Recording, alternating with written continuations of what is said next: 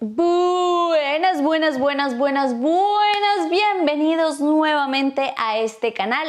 Bienvenidos nuevamente a esta sección, este momento de hablar de mis procesos, mis experiencias, lo que yo he vivido. Como diría una de las personas con las que estudié, con las que primero estudié, que fue en Cuestiona, que fue Borja Vilaseca, no me crean nada, compruébenlo por ustedes mismos. Aquí les voy a contar 3 anécdotas para que entiendan la primera sesión. La primera sesión se trabajó el primer elemento. Aire, mente, creencias y patrones. El huracán de la mente genera caos, preocupación y dudas. En la primera sesión trabajaremos en tu capacidad para observar e identificar las creencias y patrones de pensamiento que generan el ruido mental. Aplicando herramientas prácticas podrás recuperar la calma y la claridad para mantenerte presente en el ojo del huracán. Eso sí, aclaración, cada sesión tiene una temática, pero también Guillermo como que trabaja mucho desde el punto en el que estás el día de la sesión. Yo hice esta primera sesión el 29 de noviembre del 2023. Esa semana fue una semana bastante caótica en la que dudé 150.000 veces, más de lo que dudaba antes. Si era por la actuación, si tenía que seguir en redes, si tenía que seguir grabando contenido, que si la Fórmula 1, que si el deporte, que ta. Yo, Daniela García Torres, tengo un montón de miedos. O bueno, tenía. Hay unos que sigo trabajando, otros que ya he soltado un montón de bloqueos también, un montón de inseguridades, un montón de cosas ahí en la cabeza. ¿Qué pasa? Todas estas cosas se han generado desde hace un buen de tiempo. Generalmente se generan cuando eres pequeño, por cosas de la casa o por cosas del colegio o por X o por Y o por Z, y yo generé muchos bloqueos, muchísimos, y miedos. Yo tenía miedo al éxito, el cual estoy trabajando y el cual se trabajó mucho en la primera sesión en el aire. Tenía miedo al dinero, tenía miedo a ser una muy buena actriz, entre otros múltiples miedos. Perdí la confianza en mí que tenía cuando tenía 5 o 6 años. O sea, ya les he contado que yo me armaba mis escenarios y cantaba y no creía en nadie. Dejé de confiar en mí, dejé de sentirme segura, dejé de sentirme cómoda en mi cuerpo por muchos comentarios. Y hoy entiendo que no... O sea, bueno, sí, no es como que hagan cualquier comentario que no le va a afectar a la gente, no. Ey, pilas con sus comentarios. Pero también es una cosa de uno, y es uno cómo asume esos comentarios, y es la historia de uno cómo hace que un comentario que pueda parecer de risa, de chanza, de jiji, jaja, te puede afectar realmente un montón.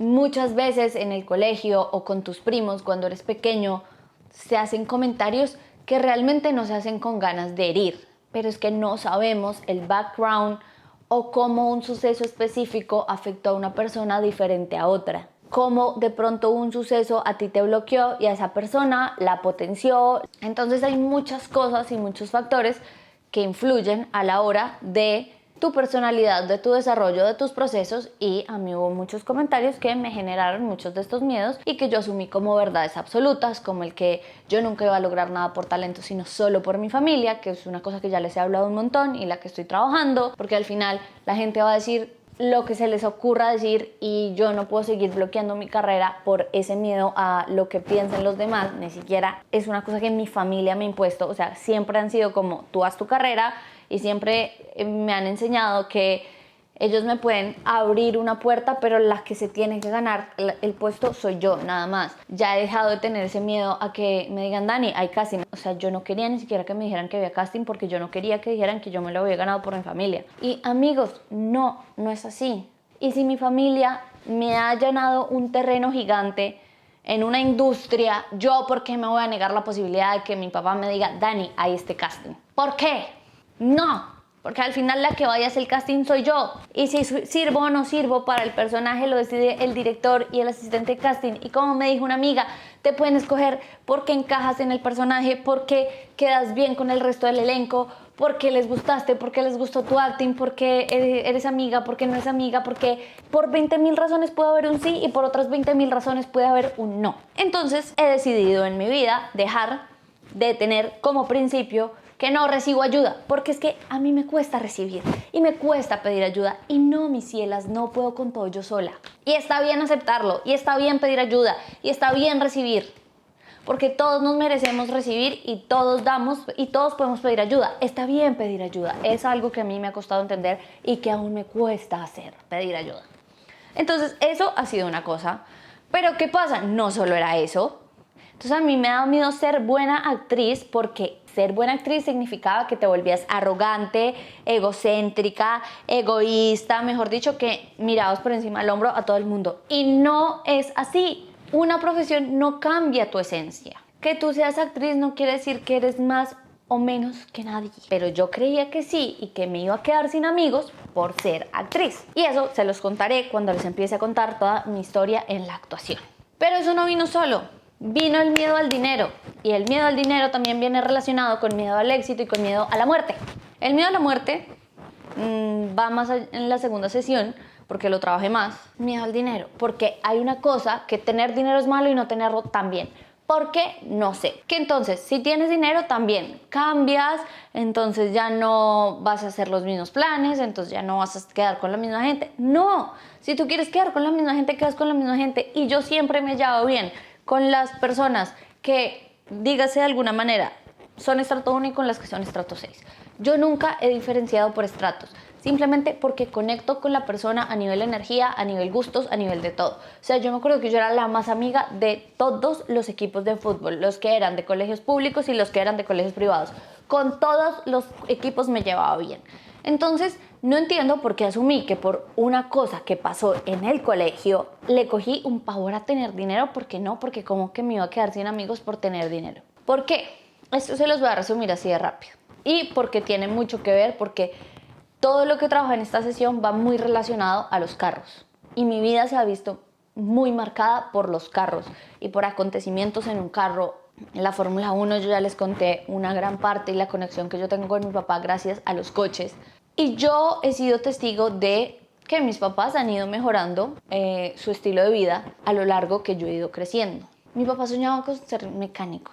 Al final terminó metido en el mundo del cine y de la producción gracias a un carro. Tenían una papelería al frente de mi colegio. Mis cuadernos, o sea, yo me tenía que ganar mis cuadernos con stickers y me compraban uno al año si me iba bien el año anterior. Pero mis cuadernos eran del subsidio de Colsubsidio y el resto me los hacían con las hojas que sobraban de los cuadernos del año anterior. A mí al principio me daba como vergüenza, ya después lo disfrutaba. ¿Por qué? Porque entonces mis papás me empezaron a dejar decorar mis cuadernos como yo quería, con las portadas de los colores que yo quería, me los hacían de la cantidad de hojas que yo quería, los de Colsubsidio también me dejaban decorar la parte de atrás y era muy bonito ver cómo todo lo hacía en familia y cómo me enseñaban a ser ecológica porque entonces no botaba esas hojas en blanco sino que reutilizábamos todas las hojas de los cuadernos del año pasado que sobraban. Tenía mis cuadernos personalizados porque nadie más iba a tener esos cuadernos porque me los hacían única y exclusivamente a mí y con el tiempo empecé a valorarlo más y hoy lo valoro aún más y lo agradezco un montón y les doy gracias infinitas. Y a mí afortunadamente nunca me faltó nada. Siempre tenía comida en la casa, una casa caliente, un hogar lleno de amor, de felicidad, de risas, con sus más, con sus menos, con sus luces, con sus sombras, con sus peleas, con sus todos. Pero yo vi cómo mis papás se lo fueron trabajando de la manera más honrada, de la manera más amorosa. De pronto mi papá no pudo vivir de lo que él siempre soñó, pero sí encontró algo que lo sabía hacer y lo sabía hacer muy bien. Y mi mamá reconectó con un medio en el que siempre había trabajado y siempre creo que le ha gustado mucho todo el medio de la producción y todo esto. Entonces ha sido muy bonito ver cómo eso ha ido mejorando. Y para resumir esta historia, básicamente en el 2010 llegué en Mercedes al ensayo previo al desfile deportivo. Y el comentario fue, ¿qué se subió de estrato? Ahora se va a creer mejor por... Amigos, no, un carro no te cambia. O sea, qué delicia que mi papá pudiera comprarse un carro que quería y que a mí también me encantaba. Pero yo ese día fue como, no, y con un miedo irracional a que no me vieran entrar al colegio en el Mercedes porque qué montadera, pues. Tengan presente este carro porque se vuelve a nombrar en 2 acontecimientos más allá. Yo le cogí pánico a todo eso, pero pavor, miedo y fue un bloqueo que yo generé. Pero no por el otro, sino por lo que yo creí como cierto, por lo que yo me conté a mí misma y no me culpo. O sea, tenía 10, 11, 12, 13, 14 y 15 años. No tenía las herramientas. Yo siempre he tenido una de mis heridas más grandes, es como que siento que me tengo que ganar el cariño de la gente. Entonces para mí eso generó un conflicto grandísimo, un miedo horrible. Y entonces yo ya no quería ganarme papeles top en el grupo de teatro, ya no era, o sea, como que le dejé meter disciplina y constancia a la actuación, un montón de cosas, pero son cosas que yo, en mi necesidad de defenderme y protegerme y de ir bien con todo el mundo y agradarle a todo el mundo y ganarme el cariño de todo el mundo, como que empecé a bloquearme a mí misma, pero por cosas que yo asumí como propias. Por eso acá les digo y arranqué el video diciéndoles, sí, te dicen una cosa, pero tú la asumes. Y obvio, es que tienes 0 años y no tienes las herramientas, y entonces ahí es donde se empieza a crear el ego y se empiezan a crear esas sombras y esas inseguridades y esas cosas. Estaba con 20.000 dudas, porque sí, mi carrera es de muchos nos, pero pues llega un punto en el que tú dices no sale nada. Yo sentía, si es por aquí, no es por aquí, si es por la actuación, o sea, estaba súper conflictuada. Tengo mi sesión y empezamos a hablar. Normalmente las clases que son tú a tú no se graban. Esa sesión se grabó la mitad de la sesión, hasta que él en un momento la paró. Y él me dijo, tranquila y confía, porque la mitad de las personas cuando hay una cámara se bloquea, tú fluyes. Y yo le dije, sí, la verdad es que sí. Estoy hablándole a una cámara, pero siento que le estoy hablando a ustedes y fluyo y soy feliz. Y él me dijo, uno va descubriendo su propósito cuando se le pasa el tiempo y no lo siente. Hay un estado de flow. Tienes esa facilidad para estar enfrente a una cámara, fluyes. Es un potencial inmenso que hoy en día, con las redes sociales y todas las posibilidades que hay, puedes potenciarlo y aportar gran valor a la sociedad. Pero ese valor que aportes irá fluyendo en algunos momentos. Puede ser a través de las redes o en otros momentos encarnando algún personaje. Eso hay que entregárselo a la vida. Hay que poner foco en concentrarse donde está tu máximo valor, delante de una cámara. Este es un potencial que puedes expresar de cara a diferentes situaciones. Entonces ahí fue como empezar a responder muchas de mis cosas, porque yo le dije, es que tú me dices que yo tengo claro mi propósito y yo no tengo ni idea. Y me dijo, bueno, es momento de dar el siguiente paso, vamos a ir a trabajar, vamos a empezar a trabajar esos bloqueos y esos momentos en los que tú sentiste que no podías brillar y que te sentiste bloqueada y que te quedaste callada ante X circunstancia y que, mejor dicho, fue como eso que generó eso de no soy suficiente, no puedo brillar, no merezco brillar. Y empezamos a hacer como la meditación y entrar como a conectar con ese momento. Y a mi cabeza llegaron 2 momentos que realmente se relacionaban. Llegó un momento de mis 4 años y otro como de mis 21 creo que tenía yo en el 2017, no sé cuántos años tenía en el 2017. A mí me daba pavor. 1, manejar sola, y 2, no podía manejar acompañada de alguien de la familia, especialmente de mis primos.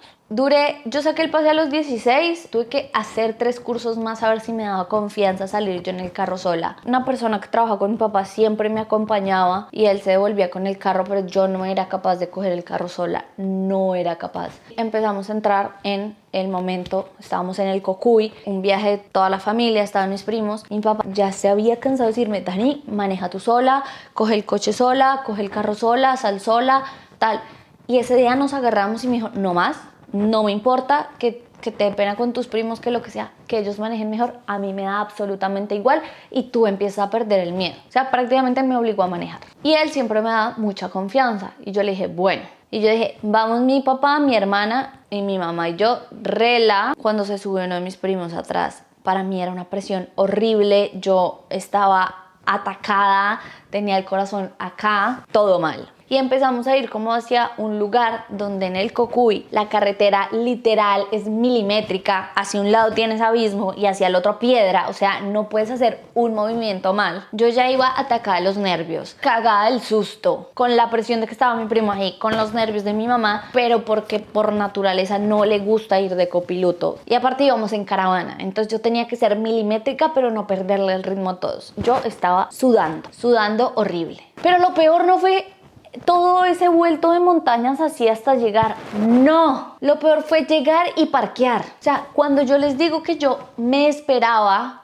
a que no hubiera nadie en la ventana, nadie de mis primos en el edificio, para que yo parqueara, era en serio. Podía esperarme 5 minutos a que se entraran y no hubiera nadie y nadie me viera parquear. Porque todos mis primos manejan muy bien, son unos duros, o sea, rápido y furioso, o sea, manejan perfecto y cogen desde la primera clase, cogen el carro solos y se van y tal, y se van de una ciudad a otra. Yo no era capaz.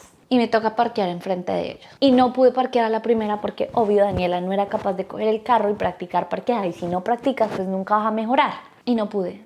Y entonces obviamente se empezaron a reír. Ay, que porque esta muñuela parquean, ta, ta, ta, ta, ja, ja, ja. Obviamente Daniela, de la frustración y la rabia, se ataca a llorar. Pero normal, ellos lo vieron como un jiji, jaja, de nosotros lo hacemos súper fácil, te estamos molestando, sin más. Claro, lo que pasa es que ellos no saben, digo no saben porque yo creo que ni se imaginan que yo tenía un trauma con los carros. ¿Y por qué? Porque este momento lo enlacé ese día en la clase. Claro, a mí coger un carro, y más cuando venía un carro así de frente, o sea, es más, cuando venía un carro así de frente yo disminuía la velocidad. Yo me quedaba quieta. Porque el 26 de diciembre de 1998 íbamos Bogotá-Santa Marta. Iba adelante un tío, mi papá, y atrás mi tía, mi mamá, mi primo y yo. Uno de estos primos que estaba en el Cocuy. Pero a él, ese momento y esa situación no lo bloquearon. Él lo asumió, lo vivió de otra manera. El punto es que nos estrellamos así de frente, prácate.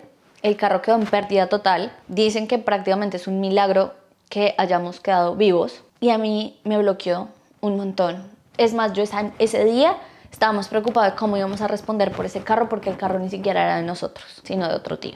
Se me desportilló un diente, los adultos después tuvieron que ir a un centro de salud. Yo me acuerdo que en el centro de salud mi primo y yo estábamos jugando, no tengo muchos recuerdos de ese momento. De Santa Marta me acuerdo lo que veo en las fotos en los álbumes porque no me acuerdo absolutamente nada más. Para mí Santa Marta y ese día de mi cumpleaños de 4 años es la estrellada. Entonces, claro, cada vez que venía un carro así, muy cerca mío o así, yo quedaba así. O sea, en serio era terror.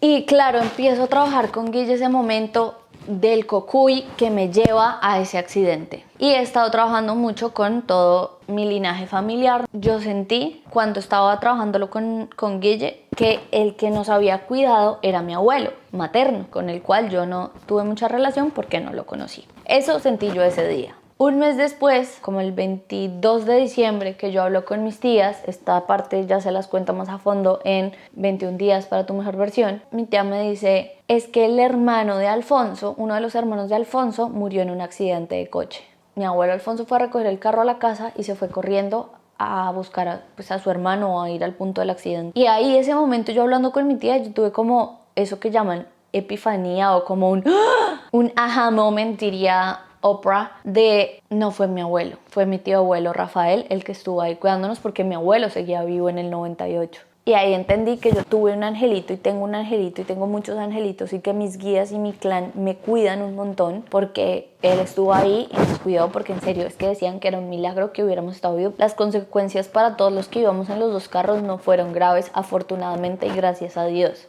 Pero yo sentí que tuve un ángel ahí. Ese día de la sesión con Guille lo sentí como si hubiera sido mi abuelo y después entendí que había sido mi tío abuelo Rafael. ¿Y por qué me llevó a conectar con un momento donde yo sintiera que no podía brillar y que me bloqueara? Fue porque yo sentí que no era suficiente como mis primos manejando, que yo no era suficiente para coger un coche y poder aparcarlo y poder irme sola de una ciudad a otra, de un punto A a un punto B, y sentí tanta frustración de no decirles, parce, cállense y déjenme intentarlo, o en serio no me jodan con esto porque hay una cosa que me genera pavor a mí coger un carro, y nunca les dije nada. Entonces ellos nunca se iban a imaginar que a mí esos comentarios no me iban a, ay sí, sí puedo hacerlo, cállense y lo hago, sino que me estaban bloqueando más. Ellos no tenían ni idea, ni tienen ni idea a día de hoy, y si no ven este video supongo que nunca se enterarán. Y entender y sanar todas esas creencias y todos esos bloqueos de la infancia me han ayudado tanto este último mes y medio. Después de entender estos dos sucesos, trabajo ahí con la niña de 4 años, con mi abuelo, en ese momento se trabajó y yo le pude decir a mi abuelo, abuelo, te amo